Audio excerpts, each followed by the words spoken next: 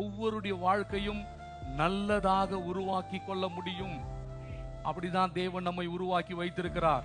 அதனால்தான் அதிகாரத்தை கொடுத்திருக்கிறார். மரணமும் ஜீவனும் நாவின் அதிகாரத்தில் இருக்கிறது.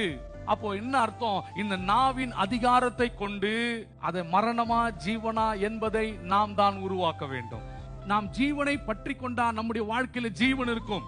நாம் மரணத்தை பற்றி கொண்டால் நம்முடைய வாழ்க்கையில மரணம் இருக்கும். மரணம்னு சொன்னா ஒரேடியா போயிருந்த சொல்ல நான். மரணம்னு சொன்னா சாபம், ஜீவன் சொன்னா ஆசீர்வாதம். எதை பற்றி கொள்ள போகிறோம், எதை கவனிக்க போகிறோம்?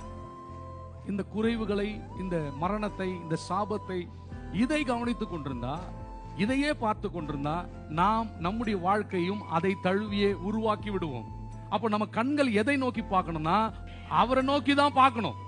அவர் மேலதான் விசுவாசமா இருக்கணும். அவரை போல விசுவாசமா இருக்கணும்.